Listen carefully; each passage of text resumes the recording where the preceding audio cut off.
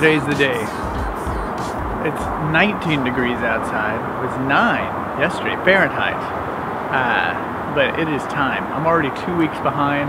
We need to get some compost sifted, and we need to get our onions in the flats so they can be ready for harvest.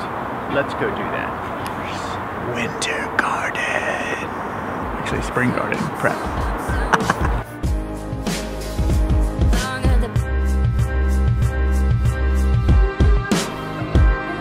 I'm already starting with pretty good material. I made this compost before winter, and just hadn't even had time to come and actually finish it. So we may get some surprise volunteers this spring, and that's what happens when you lazy compost. There's a benefit just when you just start. But check out the base material I'm working with. It's already a compost that's mostly composted already down. Here, check it out. Underneath this really rough stuff, you can see it gets real fine. Yeah, out through here. And then as it goes through this sifter, as it comes through here, it gets really fine once it goes through this centimeter mesh screen. So when it goes through this screen, you'll see it's really fine here, right? And that's basically what we're going to use for potting mix. And even some of the bugs make it down in there. Have a good time. Only need enough today for 1 or 2 flats. So I'm going to get to work on that. We'll get some seeds in the ground, run some flats. So you can kind of see our sifter. This is our suburban site sifter. It's our current sifter. Nothing fancy, all scrap material. Right, we got scrap plywood, some scrap 2x4, and then we had some bungee cords. And I think the only thing that was bought here was potentially these springs and hardware, and then the hardware cloth, or what we're using as screen. It's basically a suspended hardware cloth mounted into this sifter. You see some of the hardware here, some screws and a washer fold over the hardware cloth. Very simple. It fits over a wheelbarrow, and it makes it easy. So here, just a second, we'll take that off and get the material underneath, put that into a flat.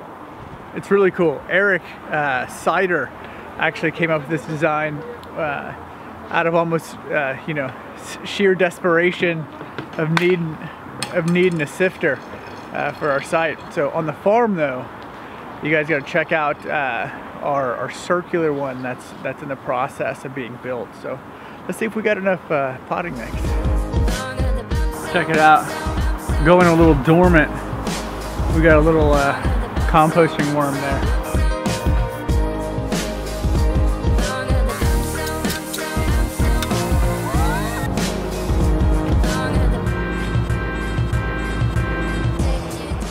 Okay, so this whole system, a couple of things with it. Here's where our base material came from. It was a compost pile. We got it. We sifted it out using the sifter into the wheelbarrow, then come over and use the sifted stuff to go into the flats. Flats will then hold the seeds. Now, what happens though is the real fine material that we can use for potting mix goes in the flats, but when there's a ramp, as you can see, right, this little piece of white, I think linoleum is what we used on this recycled sifter.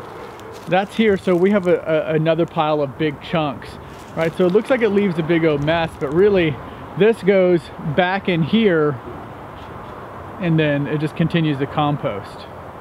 So we're in the greenhouse now.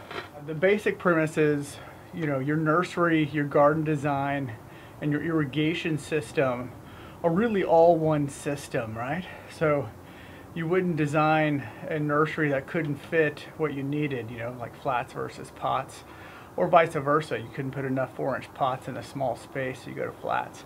We got onions right now that go in. Matter of fact, we're about 2 weeks late. So I'll go ahead and seed some onions. We need about 365, because you need about at least 1 onion a day as the year goes on. These will get seeded, and as it warms up just a little bit more, we'll get into the broccoli and the cauliflower. and all the other things that that need to get started before the last frost date. So last year we had some good success with these onions here. There we go, from Baker Creek Seeds. These were considered the gigantic onions, come up being about as gigantic as what's normally in the store. So, you know, we're going to put these down in little furrows in these flats, and you know, there's a number of them in here. Last year we didn't save any of those seeds, but we're going to save them this year, so you know, we don't have to buy so many seeds.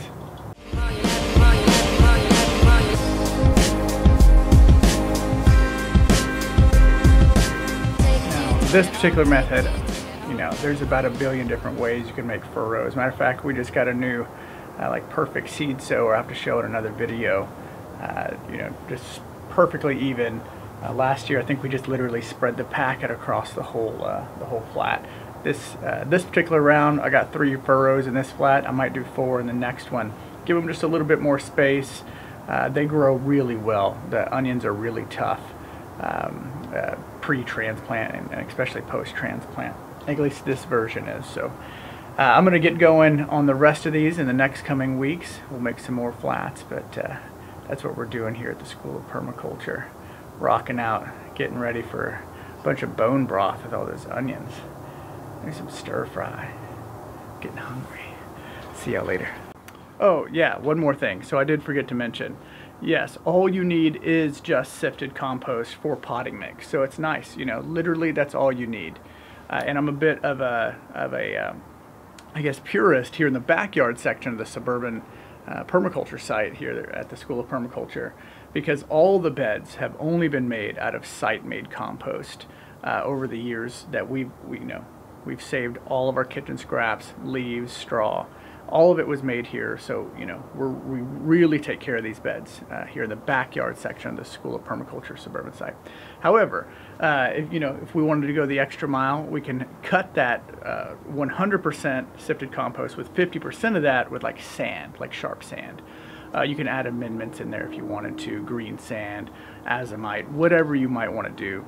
But as far as the School of Permaculture's backyard site, it's all just site-made compost.